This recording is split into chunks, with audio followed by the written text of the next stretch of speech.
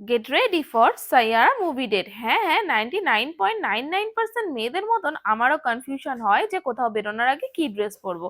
যাই হোক, ফাইনালি এই টপটাই চুজ করলাম এবং এরপর একদম হালকা ফুলকা মেকআপ করতে হবে, কারণ কাঁদতে হবে তো। কাঁদলে তো সব মেকআপ গলে যাবে। তাই বিশেষ কিছুই না, জাস্ট একটুখানি বিবি ক্রিমের সাথে একটুখানি হাইলাইটার মিক্সড করে মুখে মেখে নিয়ে ভালো করে পাউডার দিয়ে থুপথুপ করে থুপে নিয়ে একটুখানি ব্লাশার না লাগালে হয় বলো? যতই যাই হোক, কাঁদি আর যাই করি, ব্লাশার কিন্তু মাস্ট।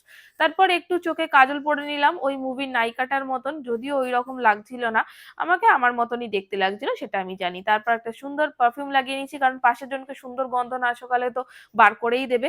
এরপর একটা নিউড লিপস্টিক, যেটা আমি সবসময় প্রেফার করি। তারপরে একদম ফিক্সার লাগিয়ে রেডি। এরপর এই যে মহা ঝামেলার জিনিস, যে চুলটা কি বাঁধবো, হেয়ার স্টাইল কি করব ভেবে ভেবেই তো আমার সব চুল উঠে চলে যাচ্ছে। এই যে দেখো কত পরিমাণে চুল উঠছে, যদিও এটা বর্ষাকালের জন্য, সবাই জানি আমরা। ফাইনালি রেডি, আর সাইয়ারা দেখতে যাচ্ছি। নিজের সাইয়ারার সাথে না একটু ঢং করলে হয় বলো? চলো, টাটা বাই।